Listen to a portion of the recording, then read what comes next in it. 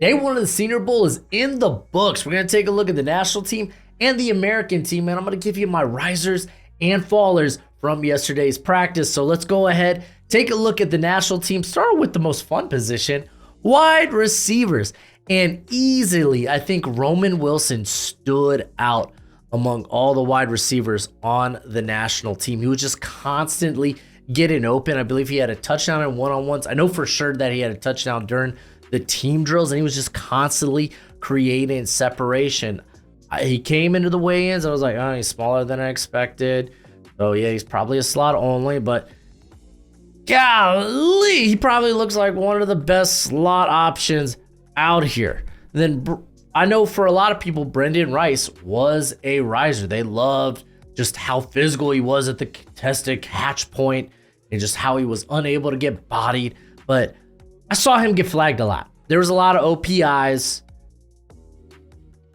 And I just want to reel back and be like, okay, I still think, okay, solid contested catch guy who will struggle to get separation, just overtly handsy. I like that he was a very good run blocker in the team drills. He truly was. And I'm not going to put that, I don't even think it was like classified as a drop, but Sam Hartman had a nice little dime downfield to the sideline that Rice just kind of short armed because the sun was in his eye. I ain't gonna put that on him. That was just unfortunate circumstances. But I definitely thought he had a very solid day. But again, I was like, I did get flagged a lot. Devontae Walker, I think, was actually the fastest recorded player. I think he broke 22 or 23 miles per hour on the GPS. And I thought there was some good, there was some bad, but I mean, I thought he was relatively fine. He was probably for me, maybe the third wide receiver that stood out here. Ricky Paracel had a relatively solid day. Fortunately, I mean, a lot of these guys ended up getting shut down when matched up against Quinion Mitchell, which we'll talk about him later. Jacob Cowan didn't really shine. Lou McCaffrey was all right. He was all right. I think he did a little help. I think we might be talking more of him early day 3. And Javon Baker, he had a nice long touchdown on, it was Cam Hart, man. Because Cam Hart played really well, but just wasn't able to stay in phase with him down the field. But after that, Baker was just I didn't see him pop off or anything. Going to the tight ends, we got Theo Johnson. I thought was probably the best out of these three. He looked good in the blocking, which that was something I wanted to see him look good at. Looked pretty solid in the running drill or the team drills. But also, I thought he was probably the best receiver among the three. Barner was all right too, and Spanford was okay. None of these guys are I look at them and I'm like, oh yeah, day 2. I feel like these guys are firmly day 3, with maybe Johnson potentially having the possibility to sneak into day 2. But you could say that about Barner. It's just, man, he's got a long ways to go in terms of being a receiver. But I kind of run through the running backs. I mean, to be fair, running back is kind of hard to really stand out during these practices, but Rasheen Ali definitely had the most juice among all 4 of these guys. I know people were like, oh, look how fast Marshawn Lloyd was. He totally toasted. What was it? Burntrad? On the what was it? It was went out. It was kind of like a wheel route. I don't know. To me, it wasn't that impressive. I think we're gonna learn the most about these runbacks during the game, so I'm not gonna really sweat too much how they look in practice, as long as it's not oh gosh, what the heck happened to you guys?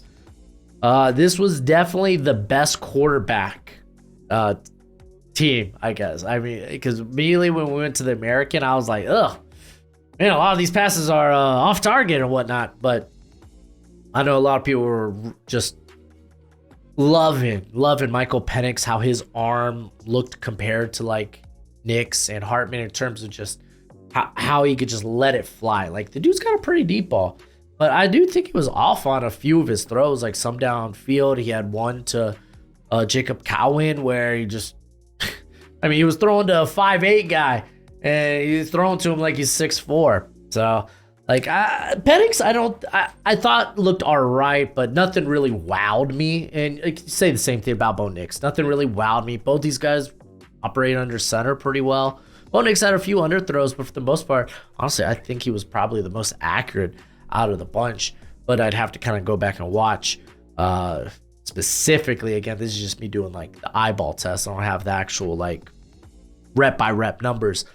Hartman definitely looked like the guy out of place here. He had a few dots, don't get me wrong, but he also fumbled like 3 times under center. He had what was it? He was on the run and he tried to throw with power and he just threw it at, I forget whose feet. But it was like, no, you gotta put a little touch on that. He ain't the same type of passer when he's out there scrambling. But like altogether, I didn't really come wow. I wasn't really wowed by the quarterbacks on day one. But I mean, that's to be expected. Day one's kind of a feeling out period, and then they kind of heat up on day 2 and 3. Couldn't tell you about the kickers. Sorry, I'm not that guy.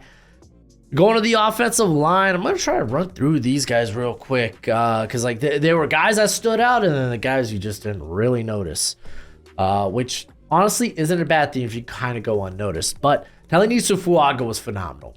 His opening rep against Liatu Latu just overpowered him, threw him to the ground. Like Fuaga, I thought was making an argument for top 10 prospect, like a top 10 prospect, top 10 pick.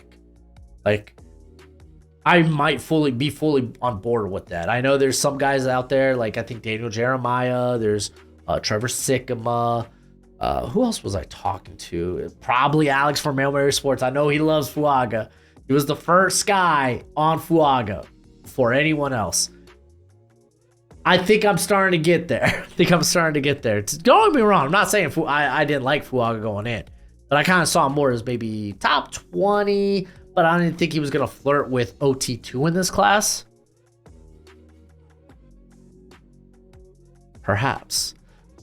Ladarius Henderson had a rough start during the warm-ups. What was it? Jordan Morgan, they were doing a little pad thing where he's like batting pads. And he literally knocked Ladarius Henderson on his butt, on his keister. And lo behold, it was a sign of things to come. Because dude, Henderson just was playing so tall and he got mollywopped by his teammate. It just wasn't a great showing, and it was like, you're mid to late day 3. Pooney, man, I feel like Pooney had an early loss, but then was relatively solid for the remainder of the day. Let me check my notes. Yep, early loss to Gabe Hall. To be fair, we'll talk about Gabe Hall. Gabe Hall was beating everybody. I don't think he lost a rep at all. Also had a loss during team drills against Dwayne Carter, but Dwayne Carter was another guy that was pretty darn impressive. But for the most part, he was relatively quiet. Same with Adams. Shoot, I mean, I didn't even know if Keegan was on the field. I'm gonna be honest about that. You got Kingsley Iguken. He opened the day with like a gnarly rep. He caught like Brandon Dorless, who I'll talk about later. Brandon Dorless tried to hit him with a spin move, got out of control, lost balance, and Kingsley just threw him down and then just like put stank on it. Like, oh man, it was great. And then honestly, I don't think he lost a rep. I don't really remember too much about him. I thought he was relatively solid in the team drills, and like I don't think I have an evaluation yet for Kingsley, but looks promising. Because some of the centers, I will say, left me with some questions. Jordan Morgan was pretty solid. He had a good opening rep against, I think it was Marshawn Nealon, who came to hit him with power. Morgan stood his ground. Liatu Latu did get the best of him, but Latu it was a really solid where Latu did a lot with his hands and was able to like kind of like dip under and go around. So, I mean, that's fine. I mean, we're talking about Latu as like a top 10, top 20 guy. I'm not too sore about that, but Morgan had a solid day. I thought Kingsley Sumate, some people were coming out saying like, oh man, he's looking terrible. And it's like, I don't know. I felt he won as much as he lost.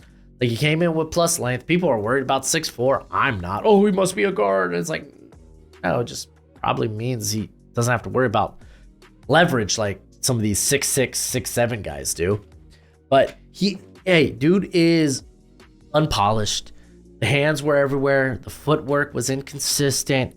But honestly, I thought he held his own for the most part. Does he look like a first rounder? Probably not, but I feel good about him early in the second round. This will be quick. Jackson Powers Johnson was phenomenal. He forklift guys. If he doesn't show up for the rest of the week, I don't think he needs to. He is the best interior player in this class. Some people got Fatanu. I love Jackson Powers Johnson. He's my guy. Didn't notice the Utah guard / tackle so much. Couldn't really tell you much about him. Roger Rosengarten had an early loss against Marshawn Nealon, where it was like Nealon hit him with like a bull rush, but instead of like pushing through, like continuing through, he like went and just dipped under him. And I was like, oh, it's about to be a long day for Rosengarten, but he got it. He put it together, man. He ended up being relatively solid for the remainder of the day. Tanner Ortoloni may have had the worst day of anybody from both squads. It was bad. Like, he was beat by quicks. Like, Gabe Hall, just too easy. He got mollywopped. Probably it was probably Dwayne Carter on a mean bull rush. Like, it didn't look good. He looked like the worst player here, in my opinion. I didn't notice the Marshall tackle at all outside of early. But yeah, I didn't really notice him. Zach Frazier not participating in the practices. If you didn't know, he's rehabbing a broken leg and whatnot. But we got Cedric Gray. Okay, we're gonna move to the defense real quick. Hey, what's crackin' lacking? It's your boy Broshmo. Just in case you did not know, so go ahead, become a bro and subscribe. Leave this video a thumbs up if you enjoy the content. As always, let me know what you think in the comment section below, where we have that nice, beautiful football discourse.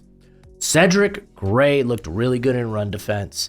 It's really hard for linebackers to really stick out during these practices, but when they do, it's like be on the watch.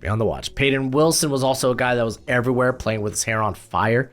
Couldn't tell you much about John Trey Hunter or my boy Eddie Fawn. I didn't really notice those guys on the field at all, actually. So I don't know. I'll be on the look for him tomorrow. Oh, man. Tyler Davis died a death, man. He got forklifted by Jackson Powers Johnson, and then I don't recall anything from him after. Like, I don't know if he was still playing. I don't know if he left with injury or if I just didn't even notice him on the field. It was almost like Jackson Powers Johnson just Thanos snapped him out of existence. Adisa Isaac had a really, really good day. He was constantly winning. He looked good actually in run support. That was something that was kind of a big question. And I was like, okay, look at him. Like, I think he got the best of Fuaga, of all people, on one of the team drills. They ran a run-in play. Brandon Dorless, listen, he came in 272. I thought, oh, he must be kicking out to the edge. No, he was lining up inside, and he looked out of control. He was on the ground quite a bit. I'm hoping for better days. Wasn't a great day for Dorless. Dwayne Carter was a big winner today, man. He just looked the part. He's a day 2 pick. Love the bull rush from him. Braden McGregor had the bull rush on Ladarius. I think it was McGregor, right? That had the bull rush on Ladarius Henderson. Didn't really notice too much about him throughout the remainder. Same with Harrell. I think Keith Randolph had a pretty darn good pass rush during the team drills, but outside of that, relatively quiet. Michael Hall really showcasing the speed, man. I mean, if you're gonna be undersized, you better be quick as hell and penetrating. He was. Liatu Latu, I'll say this, man. Liatu Latu, you already knew coming in. Great technician, suboptimal length, but man knows how to use his hands. He knows how to set up pass rush moves. He's got a little flexibility to him. I didn't like how he wasn't bending sufficiently. Even on his wins, I felt like he was getting ridden past the quarterback. So kind of what we're on watch alert. We're on watch alert for the most part, though. It was like, okay, he definitely looked like one of the better pass rushers there. Don't get me wrong, but we're talking about this guy's like edge 1, 2, or 3 in this class, and I'm like hoping to see maybe a little bit more. Right. We got, didn't notice Solomon, Austin Booker. Oh, man, dude. The dude's just raw. Like, good length, really good first step, but golly, there is no purpose behind his hands. He doesn't know what he's doing with his hands. His hands are quick, but dude's still very raw. Gabe Hall, by far, biggest riser of the day. I came in with like a late day 3 priority free agent grade on him. And golly, the quicks, so much better than I remember them being at Baylor this past season. Like, I'm going back and like, dude, his win rate was like 6%.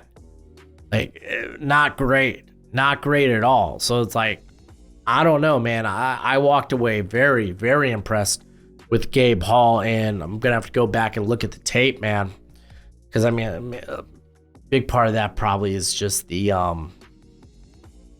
defense there for Baylor, as they're kind of more, I don't know, man. Maybe it's like Gabe Hall playing a ton at 3-tech, but played a ton in the B gap for Baylor. I don't know. I'm gonna have to go back and watch it. I'm just gonna kind of like jump over people I don't really recall or didn't take notes of. I did take a note on Evan Williams, man, because they're out here. You're not supposed to be tackling, and he was trying to lay some big hits, man. Ugh. Kyrie Jackson was all right, man. He looked good in press. He lost a couple, but I mean, hey, man, those one-on-ones aren't geared for them to win. So I don't know. I thought he looked good regardless. Can't really tell much about the safeties. I mean, you're going to put those guys in one-on-ones. They're not going to win. That's just a no-win situation for them. Really, I mean, I guess somewhat team drills, they could stand out, but really it's more so maybe the game, but it's neither here or there. Quinion Mitchell. If Quinion Mitchell doesn't practice for the rest of the week, fine. He made his money. He came downhill with a head full of steam. He played press well. He was sticky. He had a lot of pass breakups today. He probably was the best player on the field for the national team. Just phenomenal. I honestly don't expect him to practice the remainder of the week. Like, he made his money. He should be in conversation for one of the top corners in this class. It was impressive. Max Melton was the first offender to crack 20 miles per hour on the GPS times. Cam Hart was phenomenal. Phenomenal in press. Yeah, he had a couple losses here and there, man, but like, he had the pick on Devontae Walker, which Sam Hartman just kind of tried to force the throw on the one-on-ones, because I mean, yeah, you want to get, I get it. Hartman's trying to have the receiver make a play, you know, doesn't want to just throw that route away. He wants that guy to go make yourself some money. But Cam Hart played it well, man. He looked good. Willie Drew, I didn't notice him on the field. I'll go back, but he was someone I really wanted to see, but I don't recall him at all. It's probably not a good thing. But before we get to the American team, gotta give a shout out to Underdog Fantasy. Thank you for being the sponsor of today's video. When you sign up using promo code Broshmo at Underdog Fantasy, they will match your first deposit up to $100 dues. They don't just do football, they do all the sports. So if you do sign up, remember promo code Broshmo, and please bet responsibly, bet within your means. We're at the American team, and Xavier Leggett, what the hell? He wasn't bad, he wasn't good, he just didn't pop. And I mean, he probably had a few downfield wins where just out of nowhere he throws like a random like extra move, and it's like, why, bro? Like, oh, okay, he literally, I think it was one of the early ones. Like, I think it was either against Brownlee or Andrew Phillips. And okay, he's got enough separation to where he can make a play on the ball. And he just throws like a random head fake when you already have the defender trailing. What is this? I didn't see this in South Carolina. He did a few of those. I don't know, man. I think he came into day one just trying to do too much. So hopefully he kind of settles down going into day 2. I will say Southeast Missouri State, Ryan Flournoy. Let me know if I got that pronunciation right. Looked like he belonged. He separated well. He got off the line well. He accelerated really good out of his breaks. I thought he did a good job. He looked like he belonged, and I thought that was a big. That's huge. I think that's huge when you are a smaller school player. Jamari Thrash, I'm shocked that he wasn't recorded as like the fastest guy there. Everything just looked so speedy with him. Fortunately, there were a few overthrows. We'll talk about the quarterbacks. The quarterbacks were so inaccurate for the American team, but Jamari Thrash looked all right. I still don't feel like he's like a outside receiver though. Jaquan Jackson was funny. The dude's super speedy. He's super quick, but he just tries to do too much and ends up like he creates a separation and then he just tries to do too much and he works his way back into contact prior to the catch. Like, what are you doing, bro? But in terms of being an athlete, watch out for Jackson. It was kind of nice. I think Roseme, Jack Saint looked pretty solid. Lad McConkey was phenomenal. Probably the best route runner there. There were times where it's like, okay, Lad, reel it back. You're doing too much. How many moves are you allowed? But he had some of the quickest feet. It was a good showing for Lad. He had a couple of nice catches too. Johnny Wilson was probably one of my biggest fallers from day one. They were working him out at receiver, and he just doesn't play to his size. He wasn't fluent, which, I mean, he's a big receiver at this point. Of course, he's not going to be like a fluid mover. He slipped on one of his first routes. It wasn't a great look. And honestly, it's like, if you get moved to tight end, are you going to play bigger? Like, because he got the size. And to be fair, against the run, he's really good. So I don't know, man. I'm just kind of at a loss of what Johnny Wilson can be. Can he be anything? We've seen these big wide receivers try to make the transition to tight end, and it just really hasn't worked out in some regards. Like Elijah Higgins last year at Stanford, who was the Central Florida guy a couple of years ago, had a freaky combine, but he didn't really do nothing. So I don't know, man. Naismith was pretty feisty. Like I remember him being very competitive during his routes, despite being undersized. Ben Sinnott, man, dude was so fluid during his routes, but he had some crippling drops. Jaheim Bell, dude's got great receiving prowess. He's very fast, but you're 6'2". I don't know what the NFL does with you. I don't see him. He can't go in day 2 because it's just with his size comp. It's like there isn't a down to down role for him, unfortunately. Jared Wiley had a couple of nice catches, but golly, man, when he goes to break his routes or when he gets to the stem, he is just too physical. Like, it was like a offensive hold-in, pass interference, like constantly. Like, it literally ran like 10 yards down the field. I forgot who was against it. He literally just shoved the dude to the ground and then broke out of his route. It's like, you can't do that, Wiley. Reel back, buddy, reel back. But he showed some good athleticism today. I'm going to be honest, none of the running backs stood out to me. I think Dejon Edwards actually had a pretty solid couple of snaps here. But again, it's kind of hard to really pull anything from practices with running backs.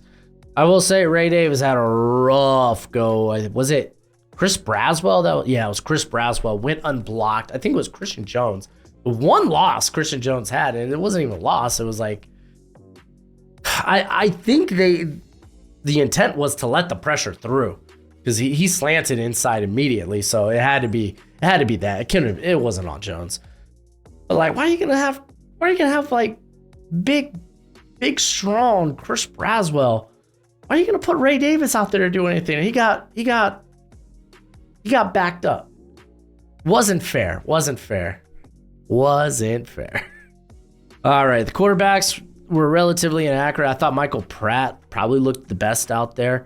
Rattler did show off the arm and was sure as hell more more accurate than Joe Milton. There were a ton of overthrows. I mean, it's Joe Milton, man. Big arm, lots of overthrows. That's Joe Milton. Carter Bradley just kind of looked like a guy. It is what it is. Again, couldn't tell you much about the kickers. Let's talk about this offensive line group. I feel like was it Ram? I felt like he got overpowered a little bit. I mean, literally, among the American group, the defensive line was like bull rush central. It was just like, do you guys know any other moves? It was just bull rush, bull rush, bull rush, bull rush. Like, what the hell, man? Where's the variety? Golly. But like for the like Andrew was all right, but like, I don't know, it was like late day 3, all right. A lot of people talking some good stuff about Tyler Guyton, man. I get it, man. Athleticism, length, but like straight up, man, he lost a lot early on, man. He lost a lot, and there was quite a bit of probably holding penalties on him. Like you could tell functionally in terms of like what he can do from a technical standpoint. Like early on, he really attacked. Like he would drop back in the pass set and then lunge to go try to attack and like be first at the point of attack, but like he kept his hands low. Like, okay, you're trying to be first at the point of attack with what? What are you gonna headbutt the dude? Lift your hands, and then he attacks with wide hands, which led to a lot of that's a hold. So I was like, I don't know, man. You could tell traits, and to be fair, after like he got some coaching up and he started getting cleaner later in the drill, the one-on-one drills. So like you look at that, oh wow, very coachable, like that. I mean, I get it. He's probably a first rounder. Like the traits are so insane, and not to say it was like a complete improvement. He turned it around, but he got better late in the drills after getting talking to. He was starting to do some things technically correct. I get it. I understand it. I'm getting there. I still like Anton Harrison better. Javon Foster looked really good. The hands were strong. The length was great. He was another guy that I just felt like didn't have a loss. Delmar Glaze was pretty solid too, man. Like his losses weren't terrible. Like some of these other guys, he wasn't getting walked back into the quarterback. But like, nah, he was solid. I actually enjoyed Glaze. Gotta drink some water so I don't lose this voice. Cohen, man. I'll come back to Turner because Turner shocked me. I'll say that. Javion Cohen.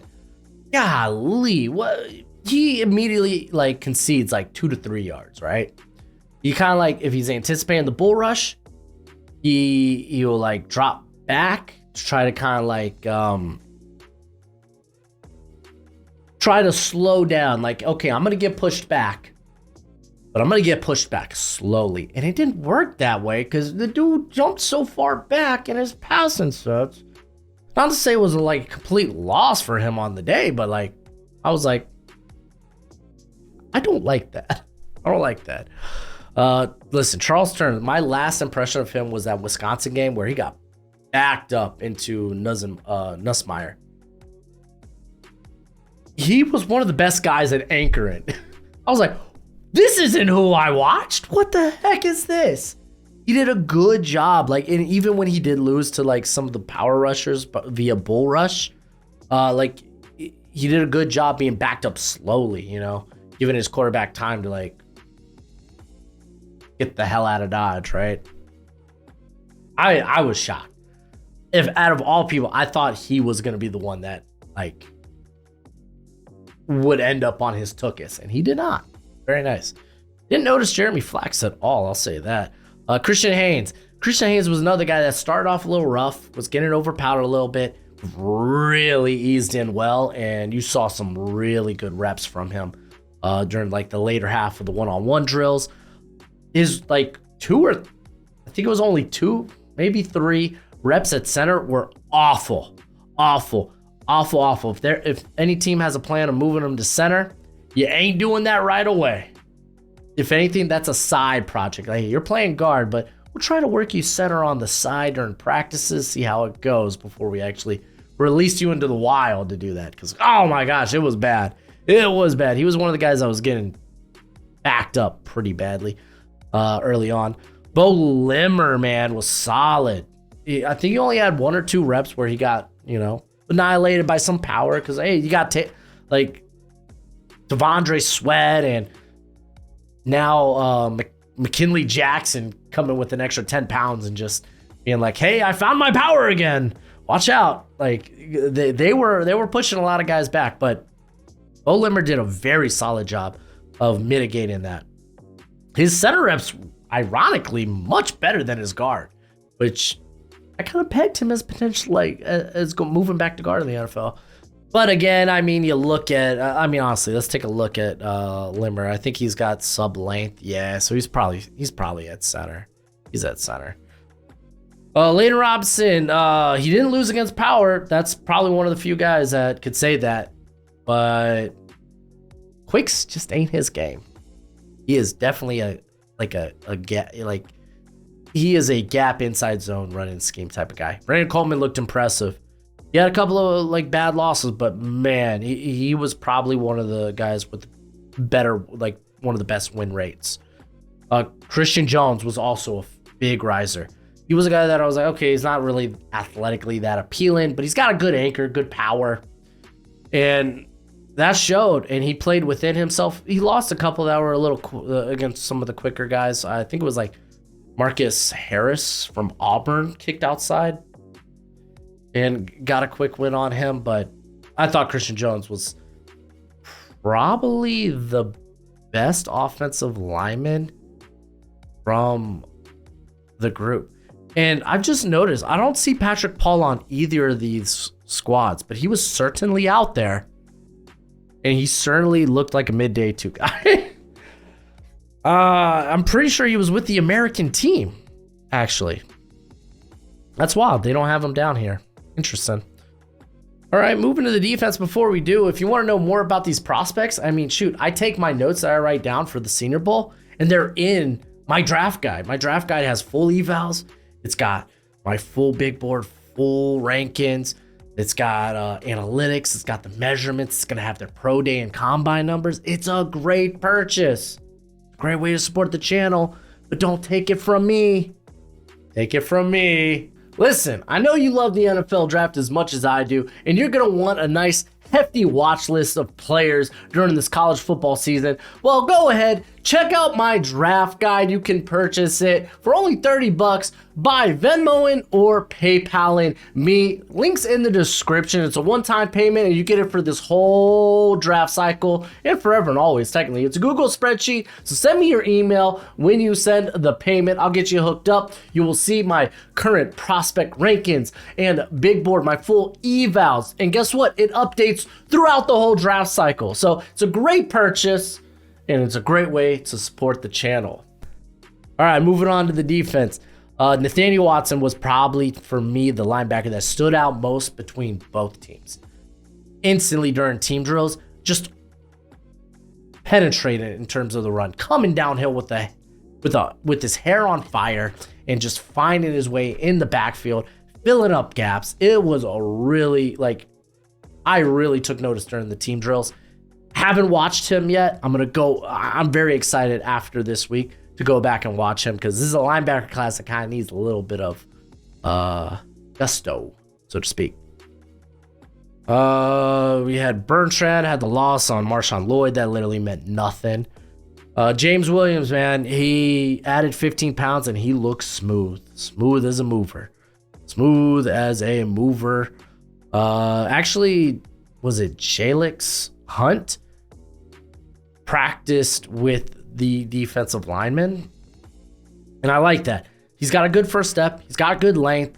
Very raw, not a lot of pass rush moves, but definitely looks like maybe a project that could be worthwhile. I did mention Marcus Harris, but he really did nothing on the interior. It wasn't until he moved out to the edge Cedric Johnson was the guy that I really noticed. I remember Crummy, was it Crumedy? Went for a bull rush like everyone else was, but ended up face planting. Like, I think it was Bo Limmer that actually sat him down right on his face. It was pretty funny. Darius Robinson, they moved him all around the defensive line, and honestly, it was pretty quick, and he showed a variety of different moves, but I don't feel like a lot of them hit home. Like, he was able to win wide, and it would look like a win, but like when you're attacking that wide, you're not really attacking the quarterback. You're getting kind of not rode past them, but you're moving past them. Like they weren't wins, you know? They weren't like, it was like he was taking the long route to get to the quarterback. Ultimately, like, he looked good against the run, and I still feel like he is a 5 tech. He is a 3-4 end. That is his spot. Haven't watched Jordan Jefferson, but golly, he was strong. He was strong. Was it Baptiste? Didn't really notice him. Braden Fisk, first step was amazing. A lot of his pass rushes kind of fizzled out, but that first step was mamma mia. Chris Braswell, despite the minus length, he did have a few wins, really showcased the power. McKinley Jackson added 10 pounds coming into here, which is good. We need some good nose tackle prospects in this class. And I love that the first thing that stood out was that power, because you didn't really see much of the power on the 2023 film. Nelson Caesar had a nasty spin move on Tyler Guyton. Golly, he is quick. He is quick. I do want to see more from him, because I feel like Javon Foster locked him up. Miles Cole, I'll say this. Physically, in terms of build, length, very imposing.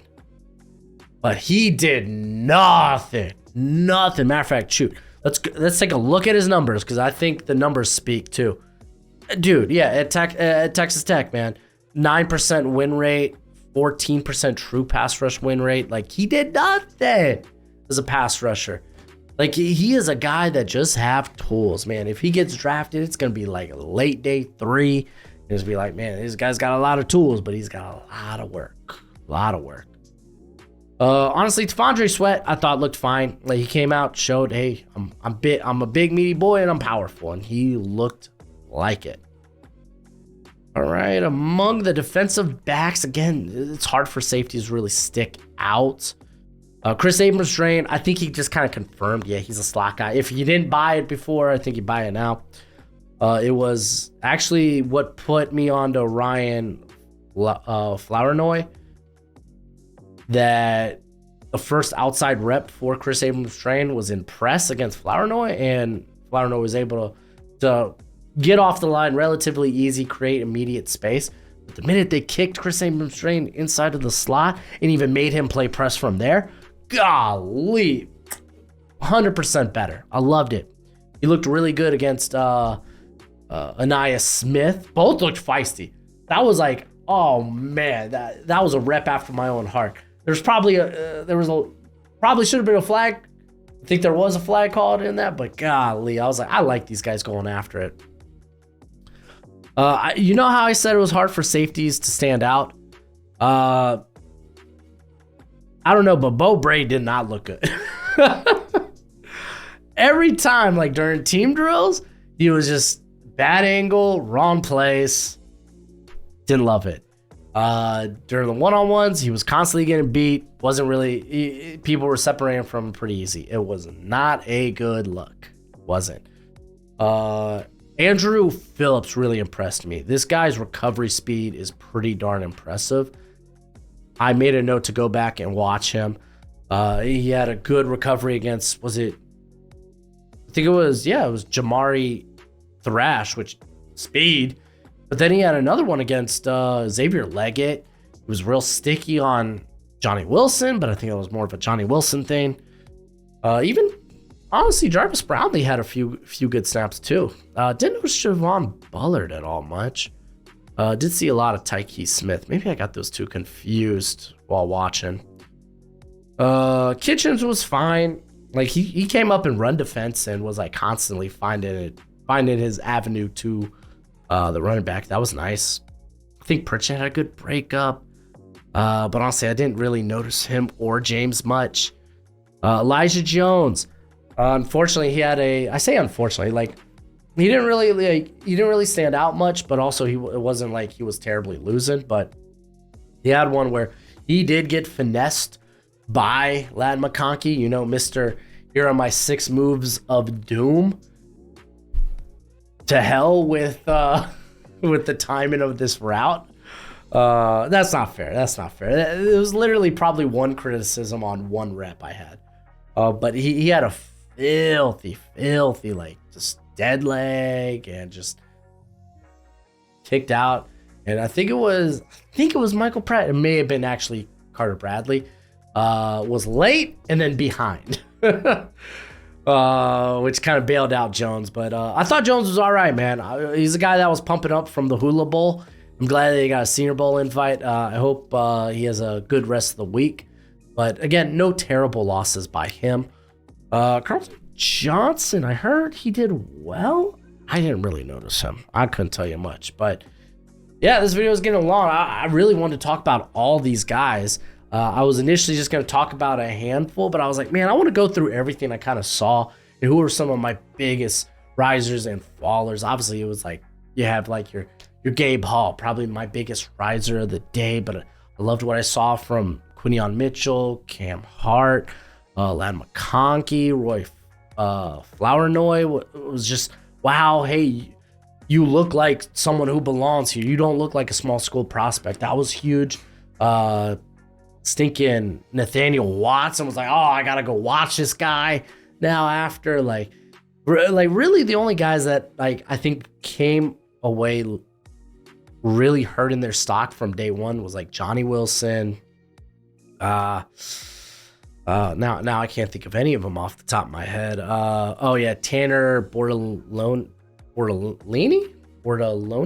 I can't remember. Wisconsin center. He probably had the worst day by far. Bo Braid, the guy that immediately like jumps into my mind. But you let me know in the comments section below what you thought about day one. That's it for the video. And as always, until next time, you be easy, my friends. Later.